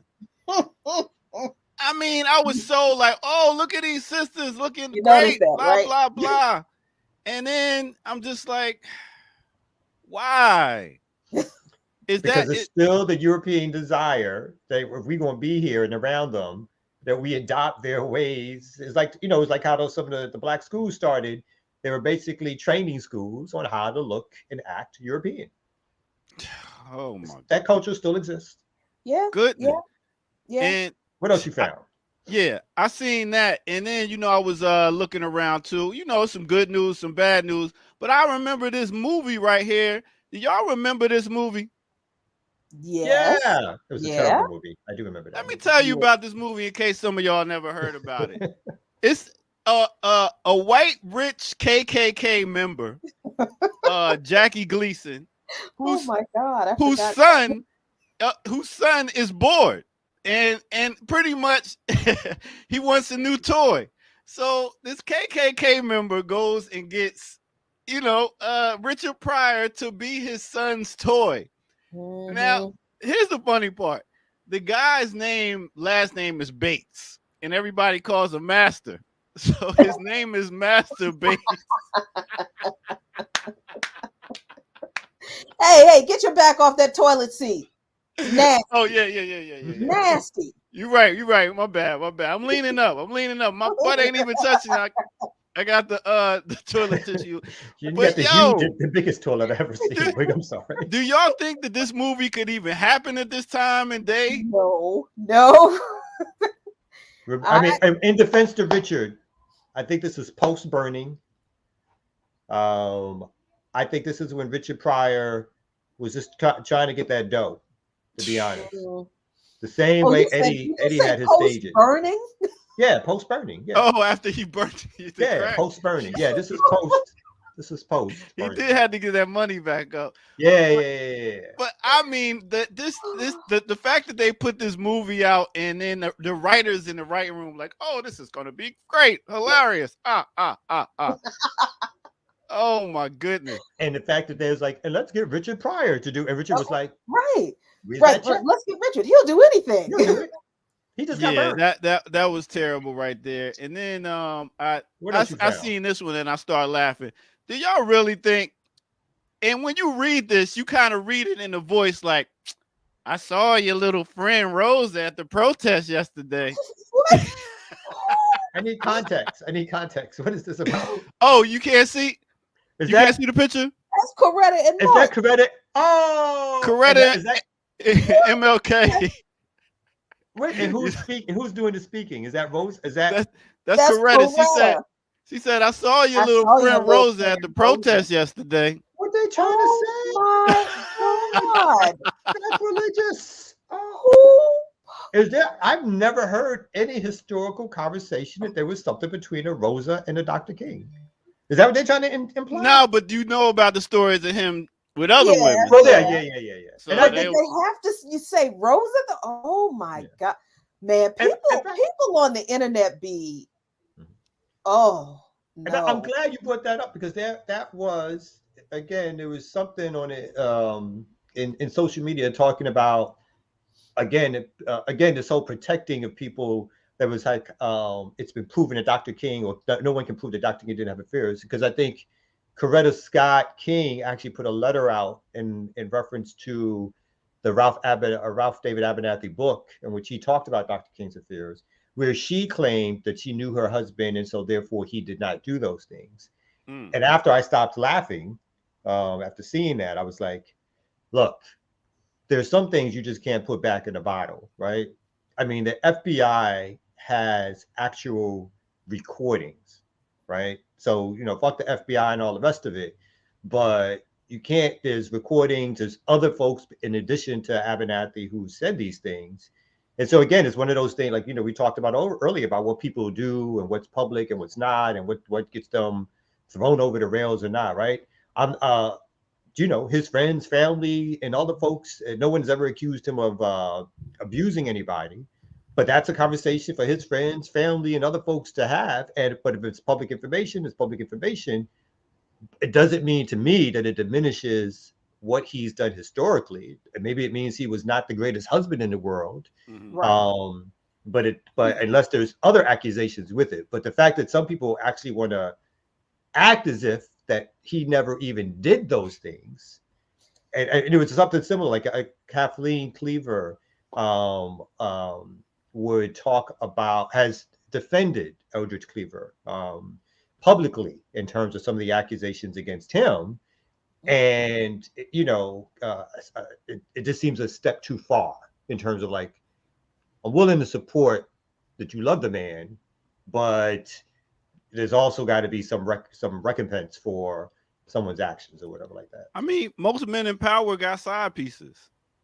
I mean, It's a non-delicate way to put it, but okay. I mean, could we not be called? Could women not be called pieces though? Oh, you're right. Most I men have. even if those women are involved in adulterous, can we not? Okay, most kings have concubines. Is that that's better? Okay. No. You just. You get it, kings, concubines. Anyway, Yeah. It was. Okay. You just. I'm just saying, like pastors, people of power. My uncle had one. My dad had a woman on the side. My mom knew about it. It's just. And is that not built-in patriarchy that men are allowed to do that? Right. But if a Suffering woman any does consequences, right? right, But if there's a woman in power who has a quote-unquote side piece, whether male or female, she's poor. And her husband would go berserk, right? And whatever, Right. And it used to be legal, right? It used to be legal for a man to, if he caught his wife in an adulterous relationship, to harm her, right? Mm-hmm. And that was his defense. I busted her with another dude. So of course I have a right to, you know what I mean? So because it happens don't mean it's, because it's part of our subculture, or like not just ours, but anybody's subculture, and we get used to it. It doesn't necessarily mean that we should necessarily just throw our hands up about everything. Like, I that's think all I'm saying. I think it depends on the person, because I know a lot of women be like, as long as he take care of home, it's all good. I need a break from him anyway. Well, okay. Let me speak. Let me explain to you what would have happened if Mr. Abdus Lukman, if I had ever, he would have been an ancestor a long time ago. Long time ago. I don't. Now look, I feel like infidelity is one of those things in a marriage, if that's what people want to call it, that's one of those things where, unless people are being physically hurt, that's, if I see, because I always get this, this weird thing. I don't understand people who do this. If I see my best friend who I know is married out with some other person and they cuddled up and I'm good friends with the husband, are you gonna tell? Hell yeah.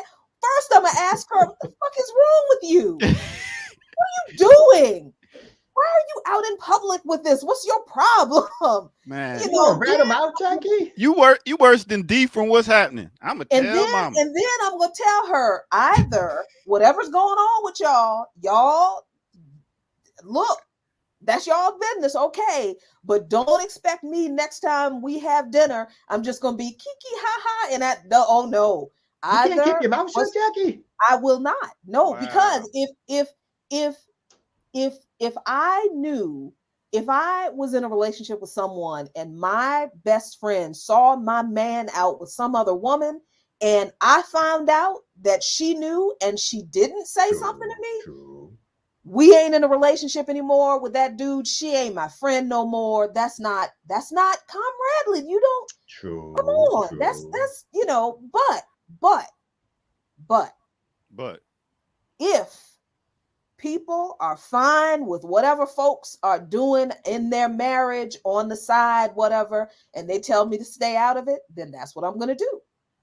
Okay. But does it question for both of y'all? Does it diminish, like let's say a person like a Dr. King, or even let's say, again, for some of us, like Malcolm is sort of like, that patron saint.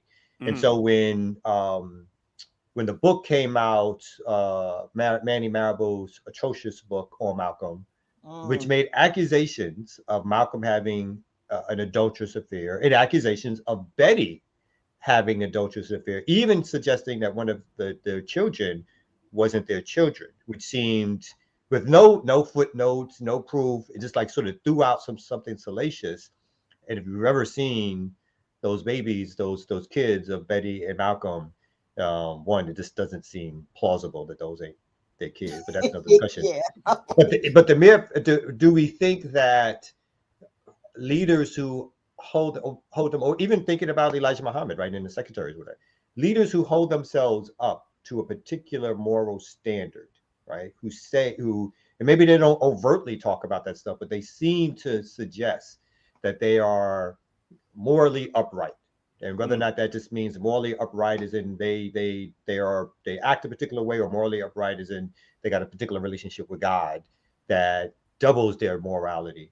Do we think that does that newsworthy and or knocks them down a few pegs if it comes out that these people are engaged in sort of extramarital relationships, particularly if their spouses don't know? I mean, it does deal with the whole code of ethics thing, as in, you going against what you said. But at the same time, when we talk about Islam, we're talking about when you go to paradise, men have how many virgins? Is it 21? Yes, 15, like, I mean, so for 70, Islam, 72 or 27 or how many? A bunch. I mean, you're supposed to. I mean, you almost can't wait to die if you're there. You go into paradise. I mean, how many virgins do women get? And I ask Abdus this all the time. I'm about Islam. But yeah, but I mean, I think that if a person props themselves up, like this is my thing with pastors, right? Like, don't sit there and preach to me from the pulpit about me, especially women, having to be pure and chaste and sanctified and holy, and then I find out that you getting it on with the choir director, or the 2-3 of the ushers, or you got a baby by some. No, don't. That kind of thing is deeply problematic, because obviously in the church in this country in particular, and in much of the West, that's how pastors exert power over women, and the whole patriarchal way that the Bible is taught, that women are supposed to be like literally just subservient to men and the playthings of men, and women in the church, they pretty much go along with it, where they have this thing where, oh, we know the pastor has weaknesses, but we don't talk about it. No, talk about it. Talk about that. I mean, because if that's the case, if he is going against his own morality that he's teaching other people that they have to, live by, particularly women, because those sermons are never directed at men. Men are almost never told you have to be chaste and holy and cover yourself so that you don't make women stumble with their eyes and all this kind of foolishness. Ain't nobody telling men not to wear bike shorts. And nobody telling men not to wear muscle t-shirts. Nobody's saying that to men in the pulpit, but we can't wear skirts above our knees, and I think it goes back to the story of, do we like a person for the art they bring, or the movement they brought, or their personal lives? Because every time I bring up an artist, as we see Lou Rawls, the personal life is brought up, even though they did all this other stuff. Well, but see, that's the thing. It's like, yes, I respect Lou Rawls for, but real quick, Jackie. But on that platform of morality, if you're teaching morality, then there's a difference. If you're a music artist, if you're a musician, yeah, you were shitty, but you were still a genius. But if you're the pastor of a church, I mean, no, you can't be my pastor. No, you shouldn't be anybody's pastor. But the pastor's spreading love. That's the Brooklyn way. That ain't spread. He's spreading something else. Hey, real quick, I know we talking about that, but did y'all see this right here? It's Harriet Tubman statue unveiled in Philly. Oh Lord. Mm-hmm. I mean, can we get some kings and queens from Africa? I'm so tired of seeing slavery statues, and is this supposed to make us feel good? My pushback would be, I'd rather get some good policies as opposed to some good statues. I'm not mad at a Harriet Tubman statue, but I'm like, if that substitutes for the city of Philadelphia in this particular instance, not doing more reform around civil rights, or more reform around criminal justice issues, more reform around equal pay or higher minimum wages, and then they throw a statue and unveiling a little media event, and they say go back and be happy about it. That's the part of the symbolism that gets to be a substitute for like fighting for strong policy. So that's the thing that always gets me with these things, whether it's taking down a statue or putting up a statue. Yeah. And Philly got some nerve putting up a Harriet Tubman statue when Mumia Abu-Jamal still sitting in prison. They got some nerve talking about freeing some. Get the hell out of here. Free Mumia Abu-Jamal. Take that statue somewhere. Mm-hmm. And I all respect to Harriet, but for real, if we're gonna put up statues of people freeing folks, I need to see some more statues of Africans who led slave revolts. I need to see some more statues of Africans who killed some slave masters. That's what I want to see. Doggone it. And then they'll put those statues. They'll put those statues right next to the white colonialist slave master statues, right? So no reconciling of history. Right. Let's just mesh it all together and make everybody happy. I think that's the moment that we're at with these like liberal leaders, is that it's all like, they want to mesh it all together.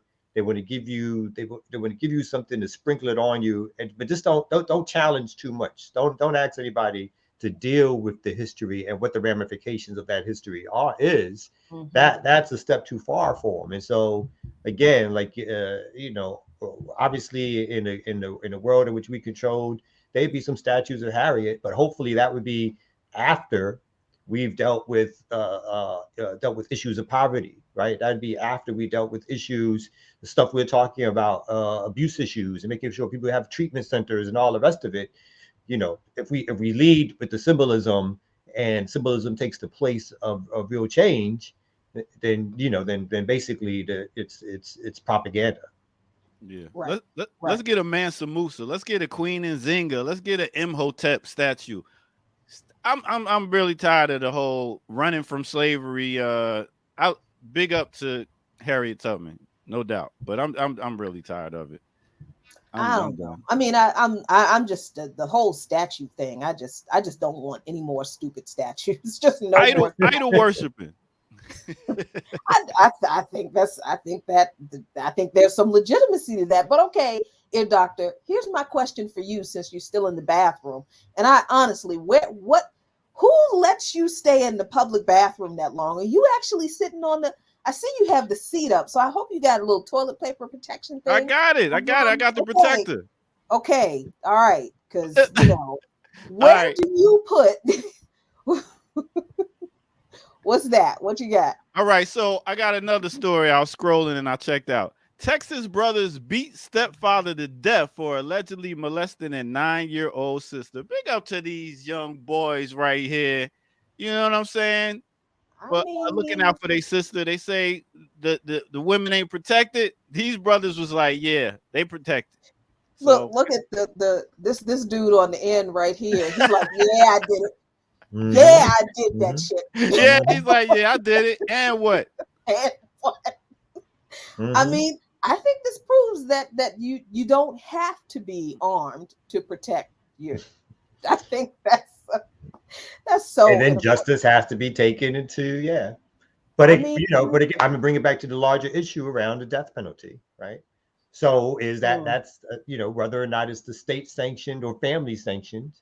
Well, is that the only the I'm not saying you don't deserve to get his ass beat. Don't get me wrong, but like so does where do we take it from there, right? So it's one of those. It's always one of those things that like I think it brings up emotion of like get the bad guy. mhm. But again, I don't call myself a prison abolitionist, but for those who do practice or talk about the ideology of prison abolition, the question becomes whether or not in what is the proper recourse to acts of quote unquote criminality or injustice to one folks or whatever like that. Some folks I know are down with, like, I remember I would have these conversations with Ashante Austin, who, Black Panther Party member, BLA, Anarchist Panther.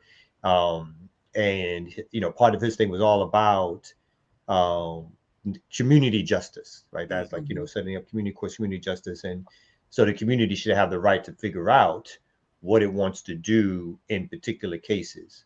But then for me, that leads to the same conversation around if uh, you would get so much different outcomes for the same so-called act, and so Mhm. that is that justice? Because in one community, it could be death. Another community, it could be treatment, staying, some system where you're staying away from people or monitored, maybe a fine. I don't know, but there could be such the differences in terms of what the outcomes are. All that kind of talk, which sounds like good rabble rouser talk, sometimes like makes me go, hmm.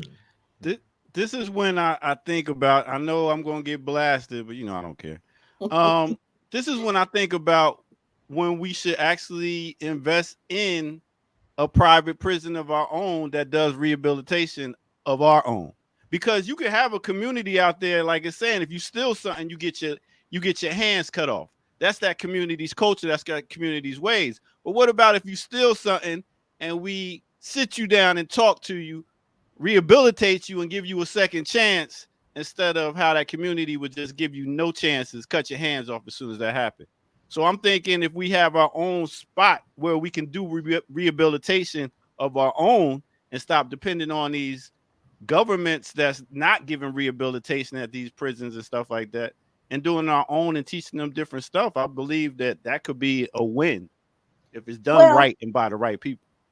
Well, I think that because we live in this society that the only model for punishment we have and that we know is the current carceral state. So I think we would just end up creating the same kind of situation that exists now, only it would be quote unquote ours. I mean, I think like we have to, if we're talking about building a different society, Mm-hmm. we have to create conditions in the society where the issues that people have that lead to this kind of stuff are addressed, so that we can catch these kinds of manifestations, whatever you want to call them, early. We provide resources to help people, and then if people continue to be repeat offenders, then there's some type of remediation that has to be done. There's some type of punishment. I don't like the idea of prisons,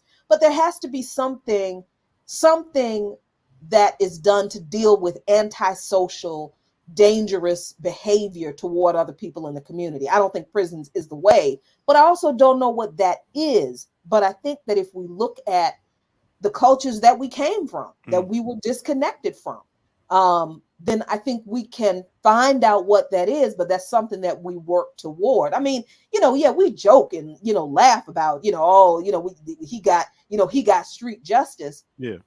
And in a way, okay, I think if these kids were also abused, if this man had been a repeat offender and nobody protected those kids, I can see how this outcome would be what it was if he had done this a lot. But ideally, if what we're talking about is having a different society or system than what we have now, then we can't recreate what this society does. We can't have a prison, because it would only end up exactly what it is now. We have to have a community-based response for antisocial behavior. And like I said, I don't even know what that is, but I think that we have to work toward finding out what that is if we're serious about not having a society that looks anything like what we go through now. Let me say this real quick. What I am going to say about prison or jail, or whatever, it's the one time when you can take a time out of life and actually think about what's going on. And then really be like, okay, now I can sit and think about what moves I made. Maybe there's going to be somebody that's going to give me some knowledge, some information to help me think a different way. But throughout our lives, there's really no timeouts within this life to be like, all right, what am I doing? Let me check myself. So The And problem that becomes though is, oh, go ahead, Jackie. I'm sorry. but real quick, but that's why we need to not have prisons, because if we recognize that the only time in our life is when that we're able to have that is when people go to prison, then that's what we need to be creating in society outside of prison. That is the thing. That is, well, one of the things, I think. But Yeah, I'm sorry. I no, gotta no. You got to run. I do. I gotta run. I gotta do my real job. But before okay. I do, let me share this real quick. And it's real rough. This Thursday, speaking of Ukraine, the Black Alliance for Peace will be out at Lafayette Square this Thursday at 1:00 to call for the abolishment of NATO and to smash the global white supremacist capitalist patriarchal domination. We're not out there in support of Russia, not out there in defense of Ukraine. We're out there in opposition to imperialism and the abolishment of NATO. So that's where I will be, I believe, on Thursday at 1:00, and hope to see some of y'all there. I gotta run. Peace. Maybe y'all. we could do a live stream and tell Sean I said hi. I'm not, because y'all, you were not. No, you were not. Oh, another host like me. You know what I'm saying? I do a little. Damn. She was out. She had to go to work for real, for real. I know. Well, I was going to, so quickly, wait, before you do that. So I wanted to quickly respond. Okay. So one, we're not going to have any private, you're just not, you can't have that unless that, well, we'll talk about the idea about prisons, but the idea about we're going to hold somebody, obviously that ain't happening until there's a revolution, right? Because that just, the state ain't going to allow that. But I mean, I agree. I'm conflicted, like whether or not people want to call it a prison or not. I think there got to be, some spaces that are secure, that are good for timeouts. Yeah. So again, even if let's say we're getting to a point of society is being remodeled, or there's some changes in society, that means that with more resources are getting to people, so forth and so on. There's part of me that's always like, it's one of those arguments that's constantly radicals or people who consider themselves revolutionaries or people who want to refashion society, like we do have to do a better job of answering questions around when folks need protection and they call the police. We say don't call the police. Have we created the alternative model to calling the police? Yeah. When folks need a timeout because people think of them as a danger to the larger community, do we have systems that you're talking about, or are we building systems that provide those alternative spaces that may not be called prisons or operate directly like prisons, but again, give some space for a timeout for folks so that they cannot do whatever they're doing for whatever reason they're doing it at that particular time. So I, excuse me. So I always think part of the job of the folks who believe in sort of in developing newer societies alternatives is that we have to do a lot more work on bringing clarity to those ideas for what it looks like for everyday people, because otherwise you're not going to get them on your side, right? If they just think that's this rhetoric, but you have no way whatsoever of doing it, or you're not trying to do it. You're not doing different street patrols that are a buffer between yourselves and the police. You're not trying to find or figuring out or doing alternative to incarceration or some alternative system where you try to settle disputes before they reach the point of getting to the court system and the police system. Then we are offering people rhetorical devices, but we're not actually showing them that these are models of alternative building. And I think that's really important. And it can't just be poo-poo to the side. It's like, I don't know, but I know this is bad. We gotta work on that. It's definitely got to be something, because a lot of people that go to jail, they're actually turned on to, like, you think about it. We go to school, high school, all that stuff. We just read books about, what they give us. It's not until college, if you go to college, for some people, where they're handed, or they go and find books on their own that's presented to them, be like, oh, this is another way of thinking. This is a whole nother lifestyle. So it needs to be some type, like you said, it could be another name than a private prison. I don't advocate for that, having a private prison, but it needs to be some type of facility that can sit and have time out, like we were saying, and it really teach them ethics, teach them a code of ethics. Because I think a lot of people really don't understand what a code of ethics is, and they don't live by it. So that's why we got all this craziness. Now, if you was the judge, would you throw these kids in jail, or what would you do? I would not throw them in, but I definitely would have. There'd have to be some kind of, again, place for treatment, for a place for them to. I would not throw them in jail if obviously if the facts are as stated, right? But these kids would definitely need mental health support. Yeah.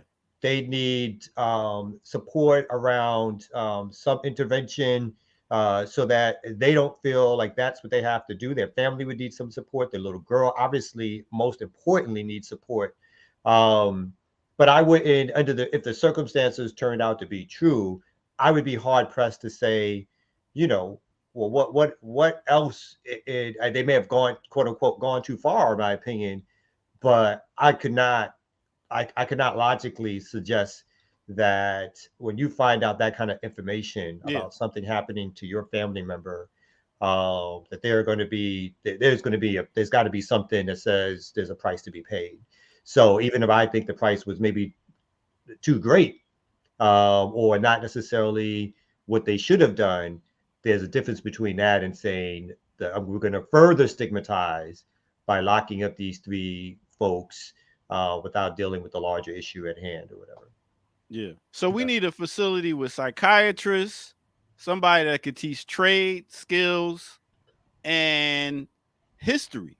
But you need a whole bunch of things. I mean, one of the things that obviously when we talk about the prison system that exists today, of course there's always exceptions. It's just like, when we talk about the hood, there's always exceptions in the hood of folks who got out for whatever reason. And again, those folks are held up to us as monuments of virtue that we should follow. And why can't we be like this person? When the real question becomes, look, if one person gets out, but yet 50,000 are stuck in the muck and mire, what is it about that system that's not working? When we look at, when we are told to look at the system of communism, no one ever tells us that the system of communism could have worked if individuals worked harder, right? The critique that the West gives us is that that's a system that holds people down. But yet, when you look at capitalism as a system, the capitalists themselves don't ever want you to examine how the system operates. They want you to suggest that it's all the fault of individuals, right? And obviously, there's reasons for that. But I say all this is that, so it's the same thing in prison. We may hear stories like a Malcolm or George, or even people who have educated themselves in prison and they get out and they lead full lives. But the question it becomes, they are one out of like 50,000 people who are in prison because they've been desperate, are learning things that we may not want them to learn, and are not given like education, trades, and anything else to come out and lead a better life and not do what maybe some folks had done to wind up in there in the first place. So there's got, so it's obviously this holistic approach to what happens with people that leads them to prison, right? Or in addition to the obvious thing around a criminal system, right? But what are some of the individual things too? And then when somebody gets in there, what happens to them? So all those things I think are like obviously things that we as a larger group of people need to talk about, figure out, and come up with models that suggest this is what the alternative looks like before we even reach prison, and what the alternative looks like if someone reaches a place where even with everything in place that we think should be able to help folks, there are folks who are acting outside the norms in a way that's hurtful for other people and maybe themselves. And so therefore, what is the answer? What is the solution to that? It almost asks the question, are we freer in prison or outside of prison? Never. To the point where you think about, you remember back in daycare when you had a timeout and it was like, all right, you go over there in the corner. You got to do whatever you want in the corner. You could think about whatever. You didn't have a teacher telling you this, that, and the third. You didn't have to sit in your chair. You was free in a small space. I ain't advocating for prison being, we need to get them all out of there, free the prisoners and everything. But I'm saying it is a little bit of freedom in a way, as not having to deal with this society where it pushes you to be this type of person in this capitalist society. Yeah. So. Well, for people they find space for liberation or different ways of thinking at different times and different areas of their life, right? So I think a free society is something that would help us figure out how do we figure all that stuff out before we reach the level of someone winding up in prison and trying to figure that out, right? What is it that what are the resources that we give early so that folks don't wind up there? And then, of course, in this criminal society, that ain't happening. But so that's why we got to think about what the models for the future look like.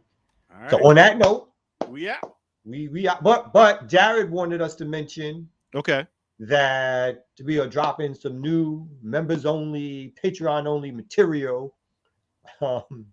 He said that's coming up soon, so we're gonna see I don't even know what that is. You know what I'm saying? Yeah. So it's some new stuff. Some new stuff, he said. He was all happy and stuff. Jared is really happy. So, he was really happy about this with her like that. He wasn't blanking on nobody. He wasn't fighting nobody. He was happy. So y'all want to make Jared happy, y'all become some members and some Patreons. We appreciate y'all's support. We thank y'all for all that y'all do for BPM and the RemiX. Peace, people. Peace.